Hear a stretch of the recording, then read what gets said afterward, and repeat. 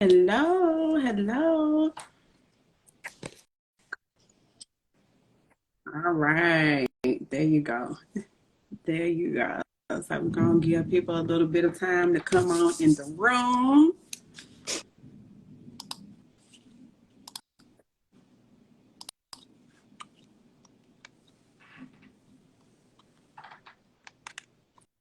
And as you guys come into the room, just introduce yourselves. Hey, how are you? Elaine, hello. Say hello. Let us know where you are logging in from. Um, you can go ahead as we're talking, type in questions if you have any questions, and we'll try to get some of those questions at the end of the live. But we definitely want you guys to participate. We're gonna give people time to get into the room. Good evening to you. Good evening to you. Thank you for being here. Okay, Houston. I can't see even with my contacts in.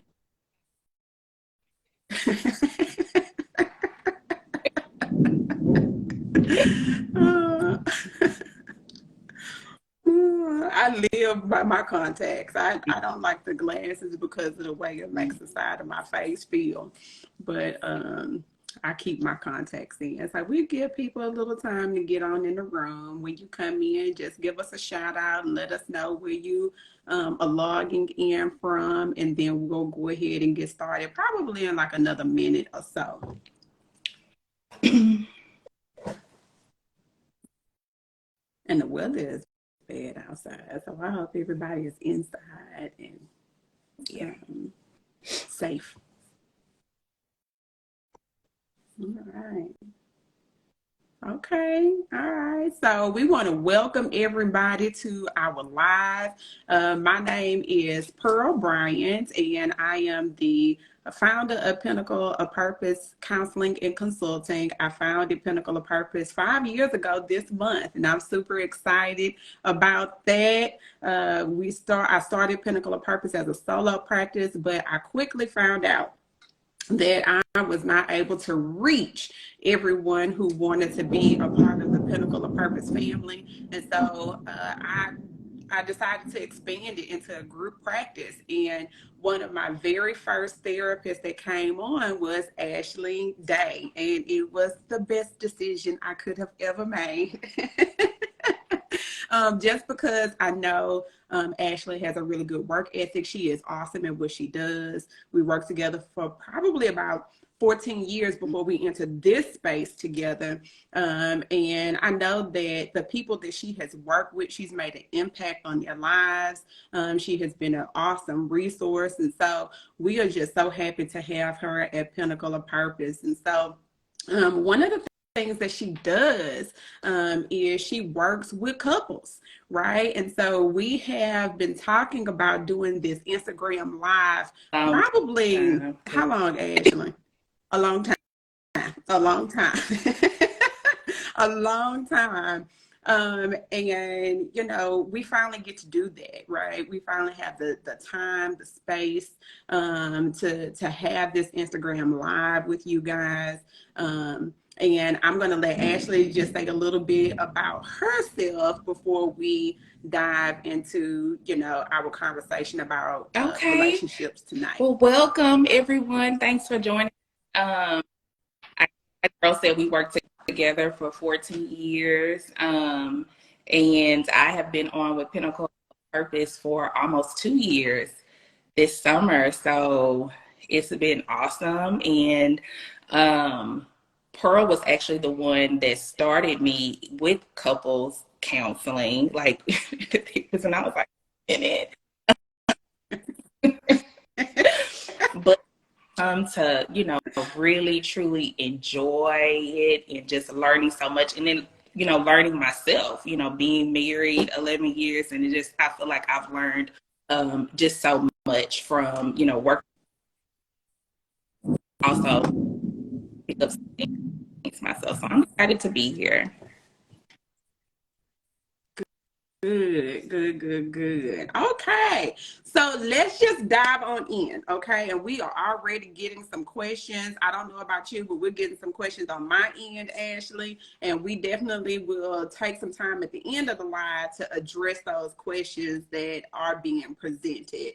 The first question, Ashley, I have for you is, what are some we hear people talk about like red flags, right? Like relationship red flags. But in your work that you have done with couples, what are some relationship green flags to be looking out for when you're considering entering a long-term relationship? What are Green some flag. relationship Yes, green because I feel like it's flags? always worded in red flag terms. So it's, actually when you think about it, what are the green flags? There are plenty of green flags. And I would say the first one that pops up is making sure that your partners or potential partners' actions align with their beliefs and values. So basically making sure that their actions and their behaviors line up with what they're telling you. It's a lot of people that, especially now with meeting people online and having these, online relationships and conversations. And sometimes, nothing wrong with that with meeting someone online, but just making sure that you do, further investigation and you get to know that person, and you're sure that, Mm-hmm. what they're doing is also lining up with what they're telling you. Because you can say a lot of good things over the phone, but how does their life Mm-hmm. speak to what they're saying? If they're saying that, they believe in, hard work and, I don't know, hard work and starting a family one day, but, they haven't had a job in, years, that might, but if they say they believe in hard work and they've been consistently employed, or, you meet someone that's been on their job for a long time, that's a green flag. And so, that's like one check on the box. So I feel like that's one thing, making sure that a big thing, that their actions align with what they're telling you. Mm-hmm. And that takes Yeah. time, right?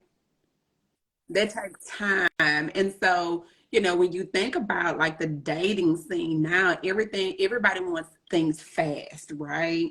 They want to enter a relationship really fast. They want commitment really fast. They want labels really fast. But sometimes they really didn't give you an opportunity to do a good assessment on what it is that you're working with.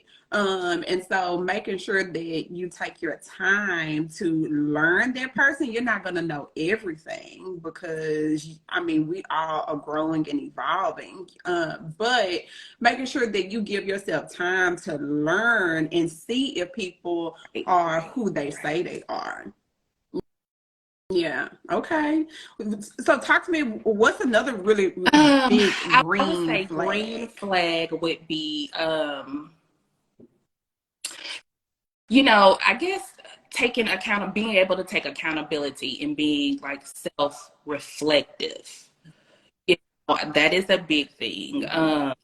Are in a relationship, in Mm-hmm. every, if you're having a conversation and you notice that your partner is able to, take ownership of their part or apologize. It's a lot of people that it's hard for them to apologize. So I think that's a big green flag when you have someone that's able to apologize or take accountability for, their part. So, yeah, being self-reflective. And sometimes too, like, you might be have like a heated discussion, and it might not end well, but the next day that person was able to, or later on that person was able to, have some time to self-reflect and what I thought about it, Mm-hmm. and you I was wrong about Mm-hmm. this, or I could have, handled this. I think that's a big green flag. Mm-hmm. Mm-hmm. Mm-hmm. You said something interesting. You said, giving people an opportunity to take some time to self-reflect, right? Because when we get caught up in conflict, a lot of times we want to be able to resolve that conflict like right then and there. Tell me, what do you think about that? Like, how do you recommend couples After navigate conflict. conflict? Um, I think, remembering that your version of the truth is not fully like always the truth. Like we just look from something from conflicts and arguments and conversations from one side. Okay. And so a lot of times, a lot of us think that what we're saying and our version of what we're saying is correct. And there's no other way it could happen. Like, okay. No other way. and so being open to, you know, receive like your partner's perspective and thoughts, feelings, and not just automatically, you know, assuming certain things or just, you know, make it basically what you're saying is like, you know, I'm right and you're wrong. And so whenever you come into, you know, handle a disagreement or conflict that way, it's just going to build more conflict if you know, always feel like your version of what happened is the only truth that exists. Yeah.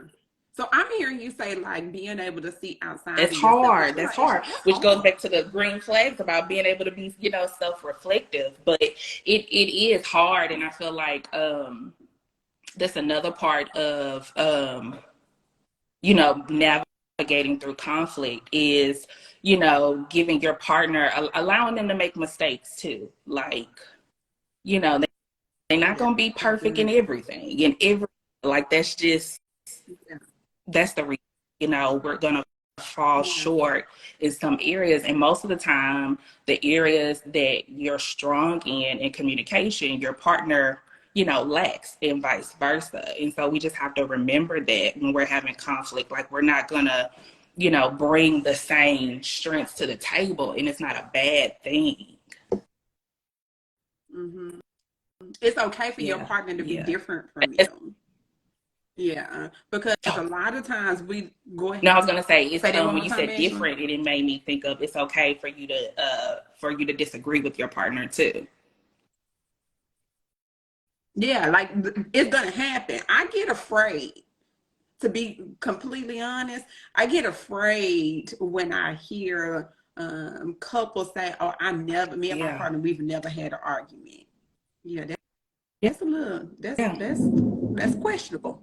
Yeah, because if you really are bringing your full whole self, right, flaws and all, to the relationship, to this space, even friendships, to be honest with you, friendship, to this space, there is going to be disagreement.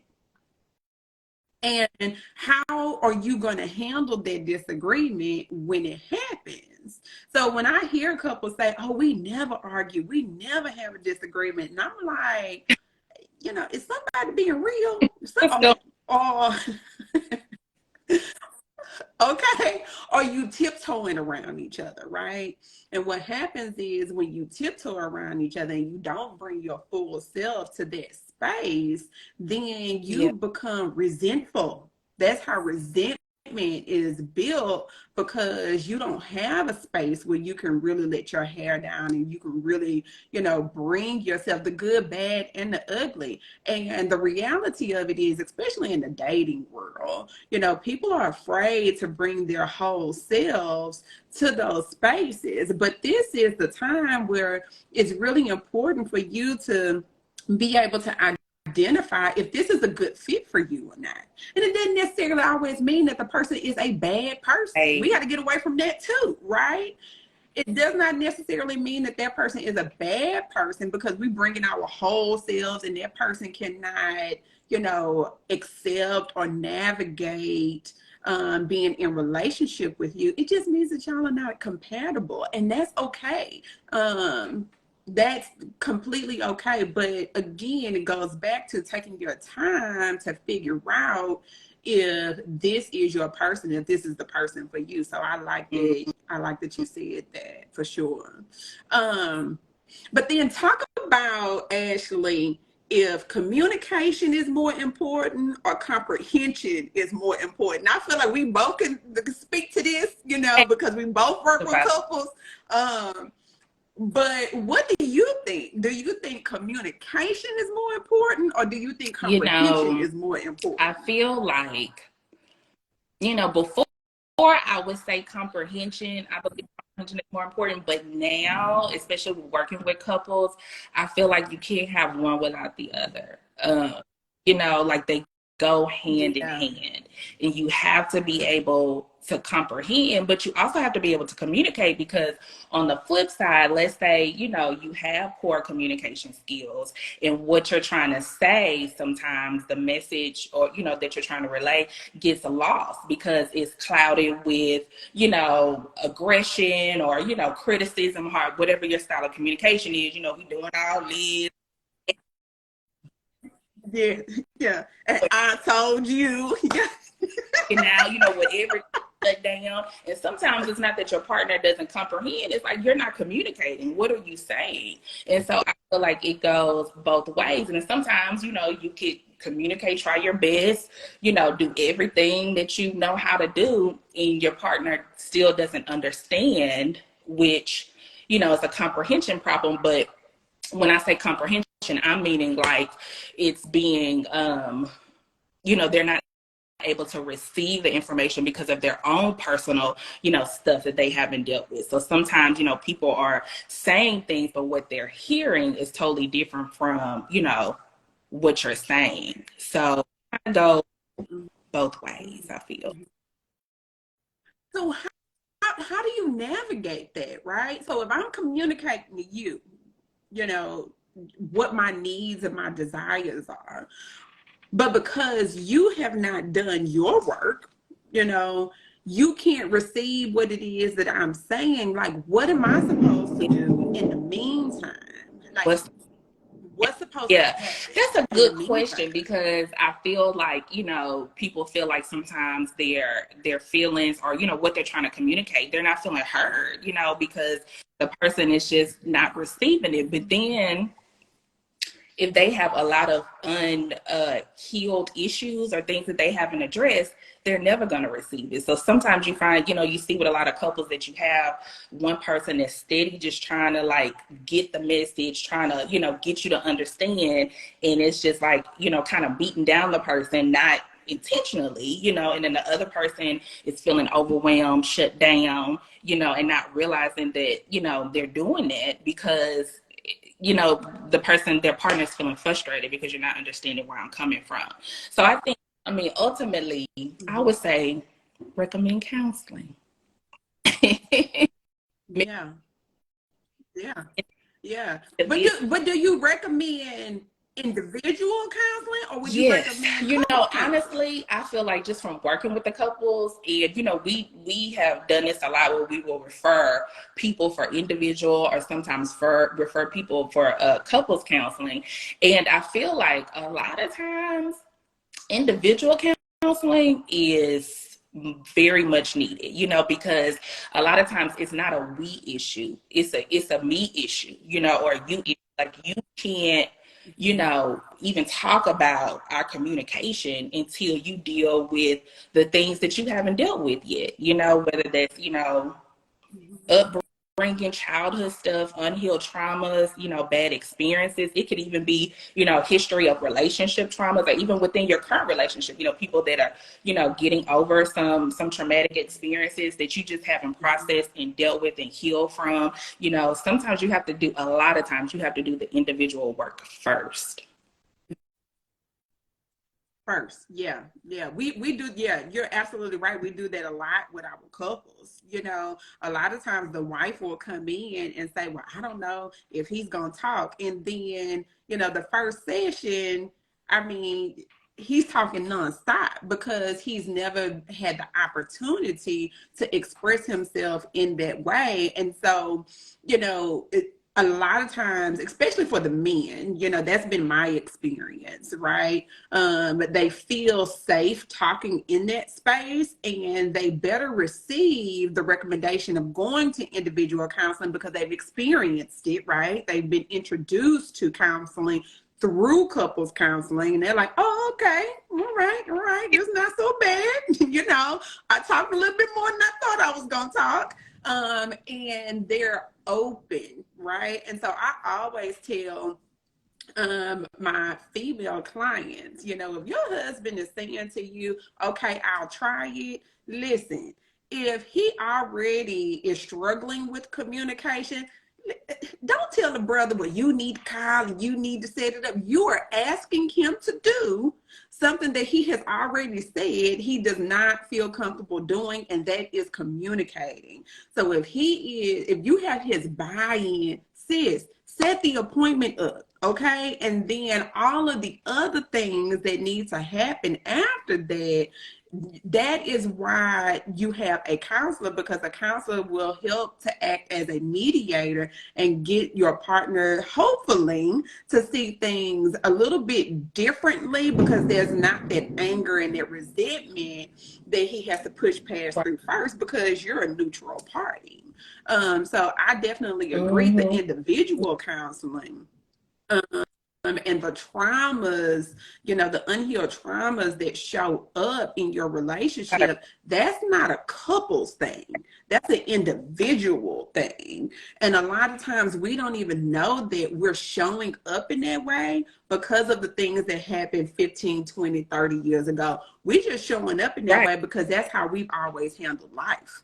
And it's a lot of things So, even outside of trauma, like, just our communication styles, like different things, even though trauma can impact that, as well. But just, addressing that on the individual level too. Like, I remember, I know I said this to you before, but like a couple of years ago, when we were having a conversation at work about some personal stuff, and you was like, and sometimes, you can sting.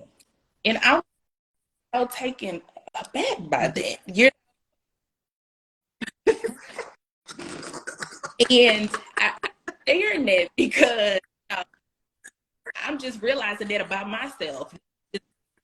So, sometimes people don't realize how they come across, how they're communicating to their partner in an intimate relationship, because some people, how they communicate to their partner behind closed doors is different from how they communicate, to others. And so, not being mindful of that, or just, learning. Sometimes you just don't know. And coming to a counseling session, like you said, with a neutral person can just help you be more aware of that, learning. I didn't know, and I've been working on it ever since. Yes, you have, because you don't sing like you used to, baby. To me, like, I was a little offended, but then reflected, and I was like, "What? I need to work on myself. I need to do better," but had no idea. Yeah. But that goes back to allowing and we're not in relationship, right? An intimate relationship or anything, but just your friends, right? Making sure that you have safe spaces and you allow people to check you from time to time, right? Because you don't know. We all have blind spots. We don't know how we're showing up. I was just having a conversation with my sister a couple of weeks ago, and she literally was saying, like, what is wrong with you? You have been snappy. You have been, not your normal self. And I had to sit back and I had to reflect on that. Thank God that she's in my space and she's a safe person who can say that to me. But ever since that conversation, I've been showing up a little differently because nobody had brought it, to my awareness. And so making sure that you open up that space for your partner to say, listen, something ain't right. See that, because that's ultimately like what your partner is for, Right. not getting so offended when it sometimes, like, taking a step back to something, like, maybe I am, like, what? Yeah, that's good. How do you incorporate change in a How do you relationship? incorporate change? Oh, If the wife is saying to you, okay, I'll give you an example. Well, I don't know if I'm going to be able to do all that because he not doing what he's supposed to do. What do you do with that? How do you recommend somebody yeah, that's moves I forward feel with like that? people don't really like my answer, and we have some work through it. And I would say incorporate change by, first being the change. Like, you can't demand or make expectations of your partner that you don't even fulfill. Like that's not fair. And so being the change, and I always like recommend to the couples, like, in the beginning, to start by doing one thing, implementing one change in your relationship that is not contingent on your partner's behaviors. Like, regardless of what they do, this is what I'm going to start doing. People, that's very hard to do.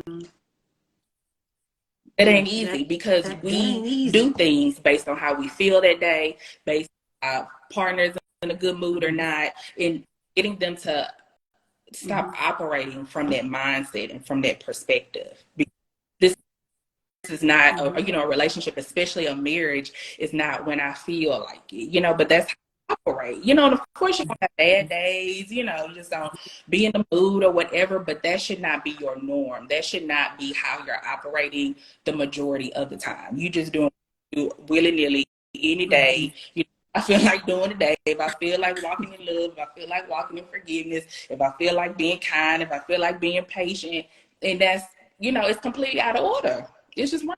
But that's how us operate though in the relationships, and it's completely wrong. So give me an example, like, and make it plain for the people. When you say commit yourself to doing one thing that is not contingent on your partner's behavior, like what could that's that a good one. like? Okay, so they can be something small. Start off small, right? And it could be anything, like whatever you are comfortable with. So it could be, I'm gonna make it a point to text my partner every day and say something, like I love you, or I'm thinking about you, or how's your day going? I'm gonna make it a point to, give my partner a hug throughout the day. That's not, part of, the greeting, leaving or coming home. Give him or her a hug or a kiss. I'm gonna get up and cook breakfast for my partner in the morning. Whatever you decide, make sure that at the end of the day, at least once a week, I'm taking time out to, check in with my partner and just say, how you feeling, how things going, like whatever works for you, doing something that I'm gonna do this and I'm gonna show up and be committed to this regardless of what my partner is doing. Because then you're moving yourself away from a transactional relationship, right? And more into a space where you are providing an unconditional kind of love to your partner. And honestly, that's how we're supposed to be. I've never heard anybody's, when we're talking about marriage, I've never heard anybody's vow say, well, if I feel like it, I will love, or, I love you every other day, but I need a break on the kind of thing. Most people vow do us part, better or worse. And so really like what, sticking to your commitment and not your feelings, and not operating out of feelings, because feelings change. And yes, there are going to be some times that we do that, but that cannot be your norm. That cannot be what you do. And it's like, if you are constantly showing up based on your partner's moods or actions, then who are you? What is your your character? What are you? If all I'm doing is just responding and reacting to everything my partner's doing, who am I? You're lost in, all of the conflict. And so just making sure that you're staying true to your values and your commitment. And even though that can be challenging, comes with benefits. It comes with benefits. I like that, Ashley. I like that. The last question that I have for you, we have some other questions, but the last question that I have for you is, and this is a loaded question, but I feel like it's really important to the conversation that we're having tonight. What is generational trauma and how does it impact how we show up in relationships? It impacts it in every way. And in everything. But the generational trauma is just basically, learned behaviors and beliefs, and things that are passed down, and like a lot of it is like the dysfunctional coping mechanisms and, coping skills and things like that. Those things are learned. And so it impacts your relationship in every way. Like, it affects how you love, how you receive love, how you give, show love, communication. It just depends on, exactly what your trauma is and what you've experienced. It affects your what you believe about roles in the relationship, like, the roles for the, husband and wife, or, man or whatever, your partner, and the duties in the relationship and the roles in the relationship. Yeah. Yeah, literally everything. We have a question here. It says, what do you think about the history of Black people? And what do you think the history of Black people has to do with today's love? And how do we progress? How has Black history impacted today's love? And how do we progress? Because there's so much rhetoric, right, around, Black men, don't show up, Black women, want to be the man of the house. And what we're finding is we're in a gender war, right, within our own culture. And so, really thinking about the things that have happened, over, an extended amount of time around why we show up, in our relationships, the way that we show up, and how do we heal the gender war and progress? Like, how does that even begin to happen? And I think, it happens from, just creating more awareness and education. Like, we talked about, I know we've had so many talks about different things in the past, but I said, we've had conversations before about like how we're still dealing with the effects of slavery, in marriage, and people don't even realize it, just even within our race and our culture, the women were out there working, with the men. Other cultures were at home and they were the homemaker. And so some of that, when they talk about, African Americans or Black people and like, the women wearing the pants and all that, how that stemmed from slavery, and that was passed down, and a lot of that has become norm, but those learned things, valuing, your job and work and certain things over your family, or prioritizing that, in your daily routine. A lot of stuff, stems from our history. Yeah, a lot of it stems from our history. Me and you, we've just had so many conversations about that.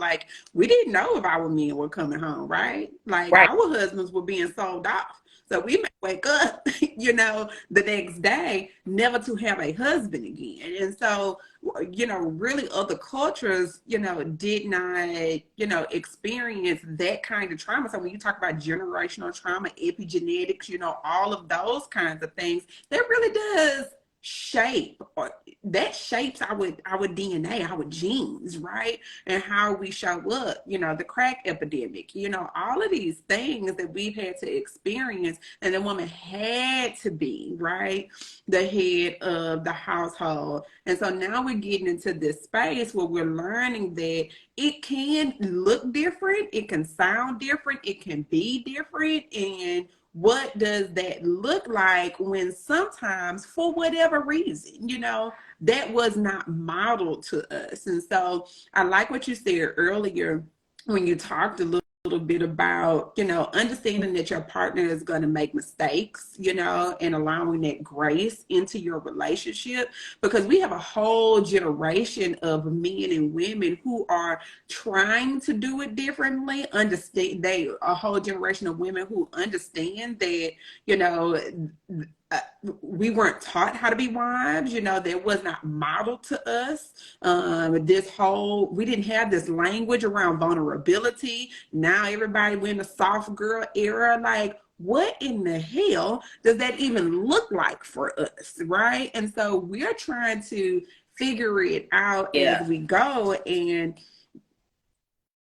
making sure that, we are patient with one another, as we figure out what this thing is supposed to look like. And then also just the awareness piece, right? Like changing our verbiage around how we talk about one another, within our circles and with our girlfriends. Like, if you want a man, you can't walk around here and say, bashing them, and speaking negatively. And that's just what it is, and holding each other accountable, right? So sister to sister, we're holding each other accountable. Brother to brother, you guys are holding each other accountable. And for those of us who do think from a different perspective, right? Just not being afraid to have a different perspective and have those conversations with the people that you touch is going to increase the awareness around that. Because there is a lot of generational pain that we're still dealing with. And I think you said something that's key. Like, a lot of us are just figuring it out, like we're, learning as we grow. So just, giving your partner some room for error, some room for, to make some mistakes, to figure it out. Because you just don't know, but kudos to the people that are trying to do better, It's not about, perfection. Is about progress, because you have a lot of people out here that's not trying to change and grow. They like, this how I'm showing up, if you do have a partner that's trying, to be appreciative and understanding of that, because not everybody is trying. Yeah. Not everybody is trying. Yep, that's so true, Ashley. So a couple of questions, okay? So the very first question we had was, how do you look for a therapist? What are your recommendations on finding a good therapist? I feel like if they are, there are a lot of, directed. Well, first of all, you can take a referral, right? Or a recommendation if you know someone that might be seeing a therapist, or you have a friend or someone. Because a lot of times I feel like, too, when we're looking for therapists, well, it can be a personal, conversation. We're scared to maybe say something to our friends or love, and they might be the person that give you like a good recommendation.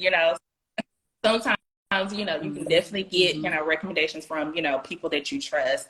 And then also they have a lot of, directories out now, like Therapy for Black Girls, and I know, some of the other ones where you can, if you specifically want to find a therapist that you feel like, looks like you, that you can relate to, and, your area, your zip code, your insurance, like all of these things, to really try to find a therapist that's a good fit. And then a lot of therapists offer consultations as well, like free 15-minute sessions. So you can schedule with a few, and, and which one is that you think is a good fit for you. Yeah, that's a really good recommendation, a consultation. Everybody doesn't schedule offer consultations, but if you come across therapists that do offer consultations, you definitely want to take advantage of that, because it's 15 minutes, it's free. You can fill out that person's vibe, right? Because we all are looking for different things. And so you can ask, all of the questions that you want to ask, and go from there. So you really want to, look for people who offer consultations, so you'll have that 15 minutes to be able to make a determination, because you got to feel comfortable with the person that you're talking to, and if you're a person like us, we like to joke, right? And that's in our core values. You come to therapy with us, you're gonna cry, we're gonna have deep conversations, but we're gonna laugh, we're gonna crack a couple of jokes. Because that's just what we do. But that may not necessarily be a good fit for you, and that's okay. And understanding that every therapist is not going to be before you. We all, have the same training, but we definitely bring a different flavor to the therapeutic space. And so figuring out, which fits with your personality is going to be really important to your therapeutic success. The next question that I have, Ashley, is a really good question. What if a person has unhealed trauma, but they think that therapy is not needed? That's a good one, because I feel like a lot of people don't think that they need therapy, especially in our, culture. We that are against therapy and feel like, that's silly, it's stupid, it's not helpful. And so, with that, if you have a partner that doesn't believe in therapy, you can sometimes just try, having a conversation. Like, I know you don't believe in therapy, but if this is something that, you're willing to give a try, maybe we can go together, even though, you may feel like the person has unhealed trauma and may benefit from individual counseling. Sometimes, people are scared to do that. Conversation about you two initiating couples therapy. And a lot of times, if you have a good therapist and they're picking up on some things, they can refer out for individual counseling, but at least they're getting in the door. And then they can, sometimes, individual is good, but then sometimes it has to happen the other way, right? And that's okay too, I've gotten several people that started out with couples and, and now are in therapy and really work. And so it might not, have necessarily worked out for the relationship, or sometimes it did, but they're doing real work. And so, I think if we can just get them in there, even if it's a couples, and then you can, take steps from there.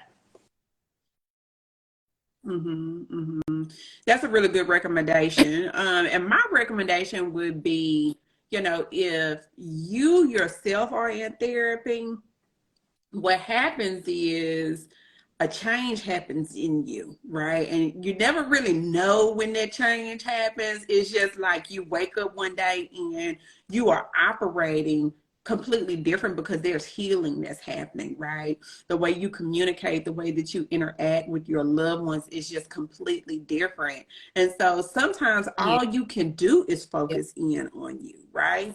And because you are showing up, in your marriage or in your relationship differently, that anger that your partner is, projecting onto you, and those frustrations, it has nowhere to go, right? Because you're not showing up in that relationship the way that you used to show up, right? And so it creates this pause for your partner to say, well, damn, well, hold on. What do I need to do with this anger and this frustration? Because my partner is not going for it anymore, right? And so because you're showing up differently in your relationship, and it doesn't even have to be an intimate relationship, it could be with your family members, it could be with your friends, you're using different language, you're talking about being grounded and centered, and they looking at you like girl, I mean, what is that about? It triggers something in your people, right? Like, I want some of that. So sometimes we just have to take our hands off of the situation and just work on us, right? And show up differently. And other people will eventually see that and they want to try it out for themselves because, I don't think that, I don't believe that people want to be depressed. I don't believe that people want to operate in this negative space. Like, people want to feel like they want to feel good about their lives, but a lot of times people just don't know how to get there, right? And it's still very taboo in our culture.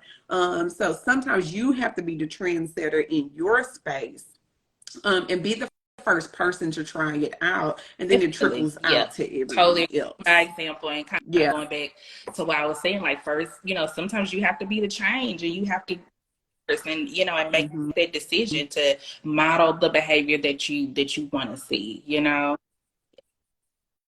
Mm-hmm. Mm-hmm. Yeah. Yeah. Model the behavior you want to see. And the last question that I don't know if this is a question or a statement, but someone said, operating in trauma has become the daily norm. What do you say about that? I have some Operating in thoughts. trauma has become the daily norm For people, people just are operating in trauma, and yeah, that's just the yeah. daily norm. And they want to know what I think about it. Oh yeah. Well, I Mm-hmm. feel like, it kind of goes back to what I was saying earlier about sometimes operating with those perspectives and mindsets and not even realizing that we're operating in that.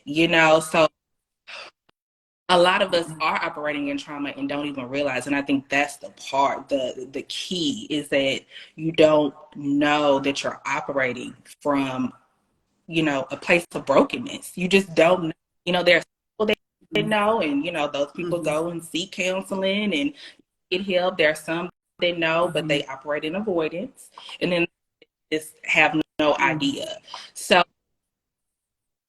Mm-hmm. specifically when it comes to, I guess, your relationship and you feel you're operating in trauma, Mm-hmm. like advice or just, showing up, like what exactly are they asking? Just my thoughts about it?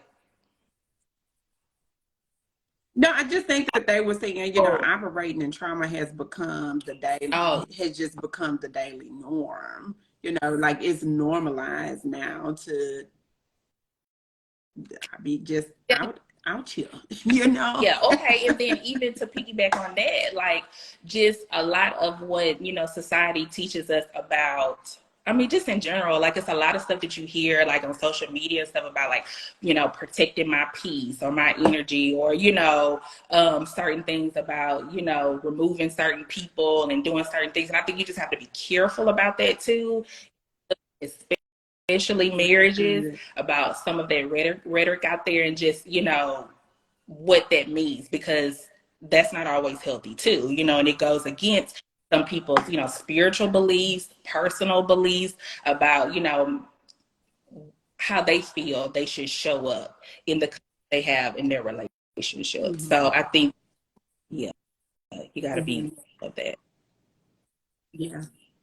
You have to be mindful. And I always say this, everybody is not disposable, right? We live in a generation where we just want to be able to throw people away, but everybody is not disposable. There are some relationships that you value as you should, right?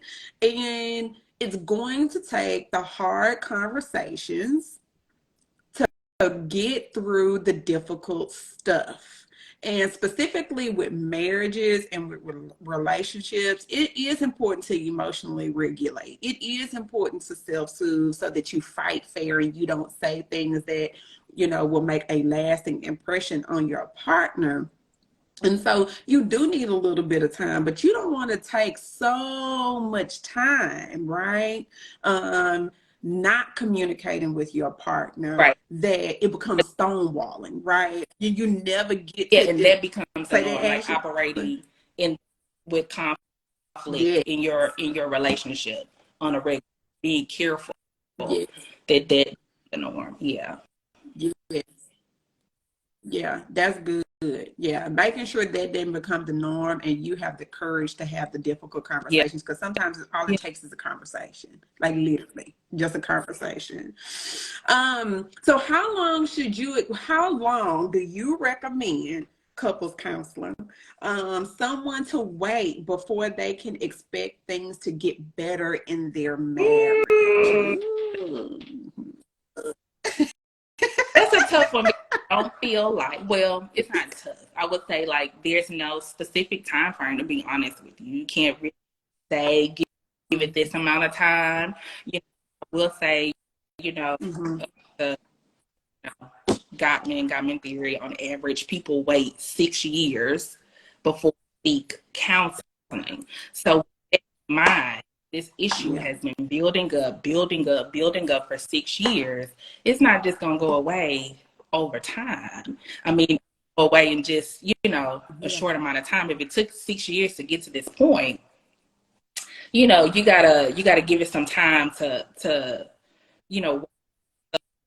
Level and figure it out and itself give out. your partner, time to grow, yourself time to grow. Because I think, we say a lot about growth and change, but change is hard, doable, but it's hard, Yeah. it takes time, and it doesn't happen Mm-hmm. overnight, right?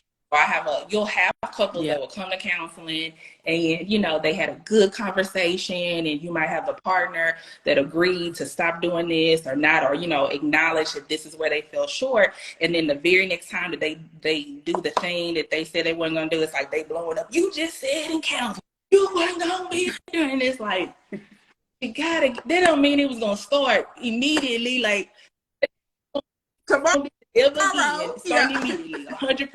Like, but that's what we really think, and it's get caught up in our emotions that sometimes we're not even thinking like rationally, but logically we know that this is just, counseling helps bring understanding and awareness and coming to some agreements. But then, actually doing the work and implementing the things that you learned is a whole nother process and time. And you Yeah. got to give each other some time. Yes, give each other some time. And the other piece is when you get ready to make a change, the first thing is you notice it's a problem, right? And the second piece of that is you make a decision that you want to change, okay? The third piece of that is figuring out what that change is going to look like and Right. sound like.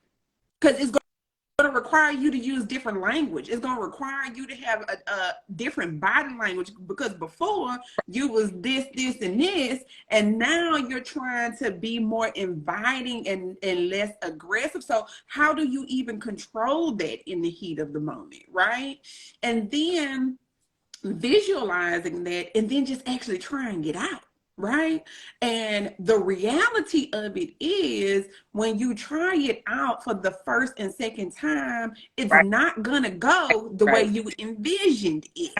You have to keep Right. But we have, practicing it. that's a good point. We have unrealistic expectations of our partners and about change and growth. And I think that's why, therapy is helpful in those times, because it can help you, have more realistic expectations, to have some of these conversations so you're not overwhelmed or feeling like, because there are a lot of times that sometimes your partner is changing, but you just can't see the little baby steps. You can't see the progress because you waiting for, him or her to go from 0 to 100. Well, you need to be doing this and this, and you're not seeing.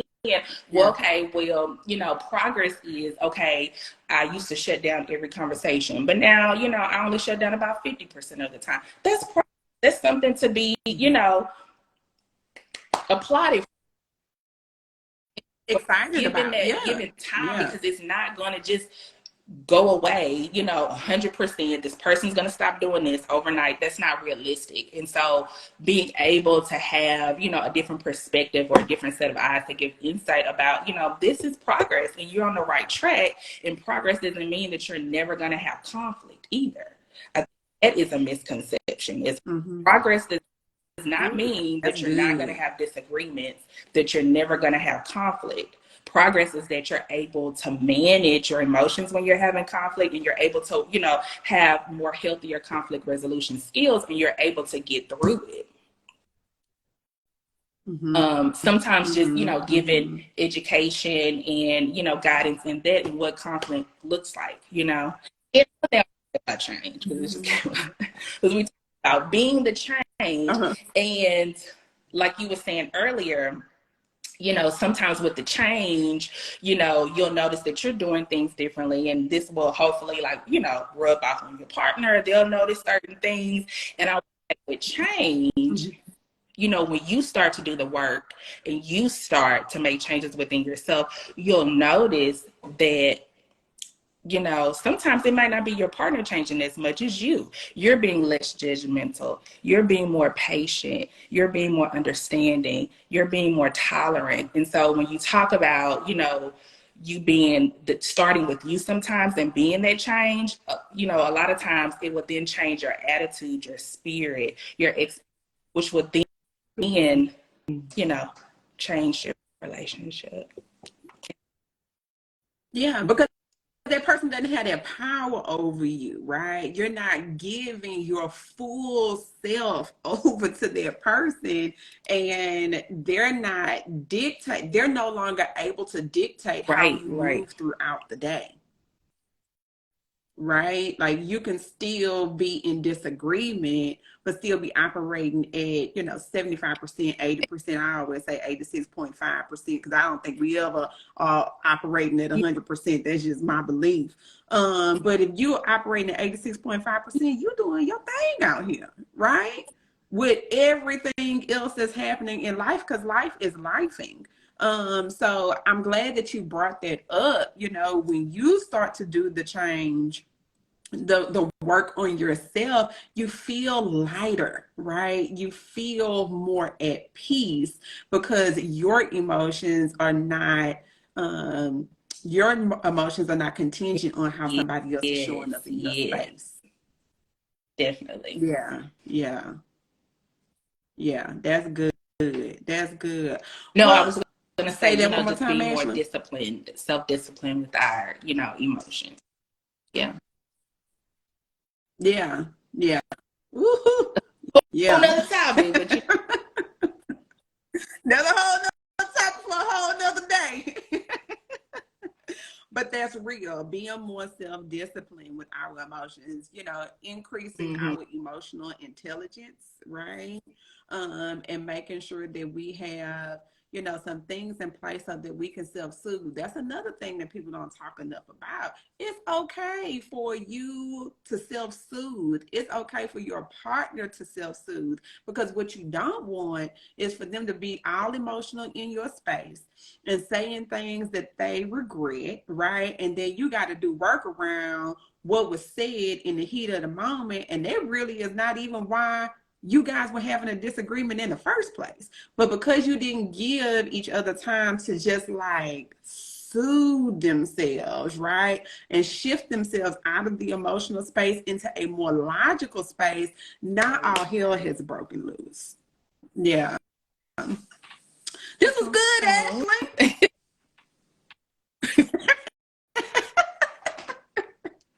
Do you have any final thoughts before we end the um, live tonight? I would say, you know, my final thought, if I had to wrap up everything, is just remembering that, you know, relationship work is personal work.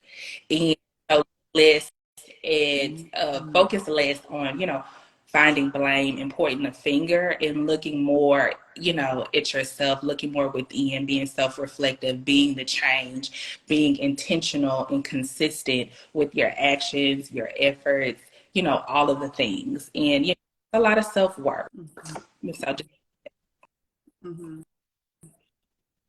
Mm-hmm. That's good. I'm gonna take that one. I'm gonna hold that one a little close to me. Relationship work is yeah. personal work. Keep on working, Pearl. And so you guys out there, Ashley has dropped her last little nugget for tonight. Relationship work is personal work. Thank Ashley, you. thank you so Thank much. you. All Bye. right. I'll see you guys next time. Bye.